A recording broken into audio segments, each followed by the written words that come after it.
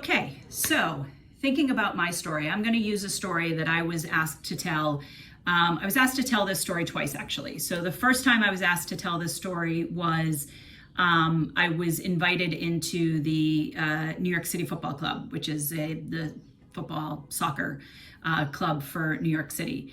And I was asked to come and talk to some of their leaders about my personal story and how I became who I am. I was also asked to tell that same story to some graduate students at Columbia who were studying in a similar field of work to where I work in. So both of these were in a big open area. There's probably about 100 people, maybe more. And so that tailored how I created this story. So I'm going to shorten it a little bit.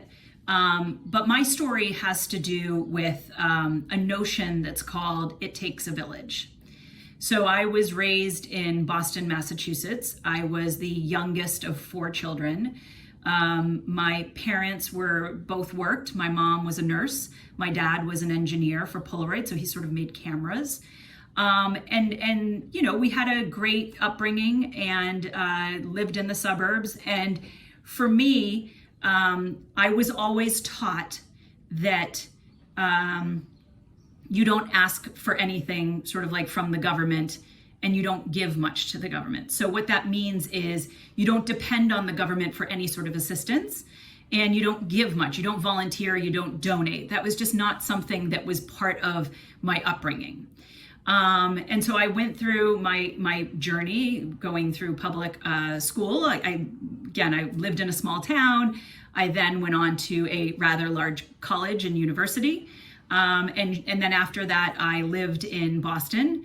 And then at a certain point, I started feeling, I was about 26 years old, I started feeling like this wasn't big enough for me. I felt like I needed to expand my horizons. I worked in advertising, felt like the most normal progression of my career was to move to New York City.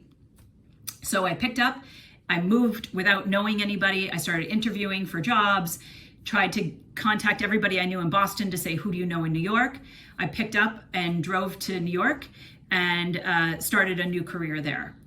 A few years into my career, I met a gentleman in my office who would later become my husband. Maybe some of you have heard about him.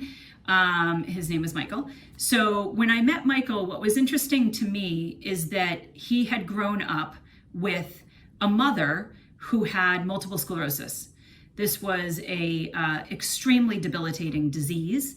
And so throughout Mike's upbringing, he was responsible for the care of his mother. His dad worked most days, so Mike was responsible for his mother's care.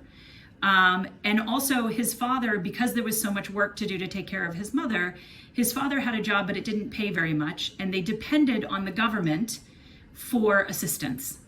When it came time for Mike to go to college, he needed to get a scholarship because he couldn't afford college. And, you know, what I learned in meeting Mike's family, they were this big, boisterous Italian family, was that everybody was chipping in to help their family because of his mom's situation. And what I learned in meeting Mike's family is that it really takes a village when you have a challenging situation on your hands. And that village can come together and help and feel a part of it in an incredibly impactful way. And for me, that was completely different to my lifestyle. But what I was learning about is that there are people out there who are not just trying to take money from the government so that they don't have to work. There's actually people who need the money and then are able to do great things.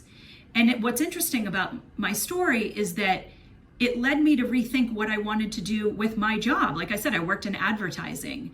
So for me, that made me rethink that. And obviously advertising, you're just selling stuff to get people to buy more. And that didn't feel right.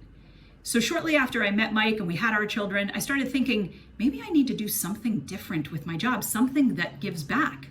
And I left the advertising world and found a job that was taking those skills, but putting them to work with companies. So that was something that I knew really well.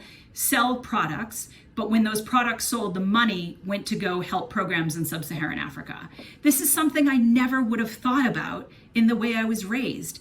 But because I saw the impact of Mike's family, I saw that it was a much more rewarding way to live my life. And the interesting thing is, over time, what I started to notice is that my parents and my family started to change their views, started to think about volunteering more, started to think about donating to worthy causes more. And so at the end of the day, what I realize is this is a personal journey. I'm not finished yet. My journey will continue. But those were the different really important things in my life that made me who I am. And at the end of the day is probably why I'm sitting here talking to you guys right now, because I'm volunteering my time, something that when I was raised was never a consideration. So that's my personal story. I hope that it helped you to think about your own personal story. And before I sign off, I just want to give you a few thoughts. You may want to pause the video. I'm gonna pause the video for a minute because I'm gonna give you an assignment now. Like I said, you're gonna now write your personal story, but because I had set out such specific things to think about, I'm gonna give you those things now. So I'm gonna pause the video and then I'm gonna come back.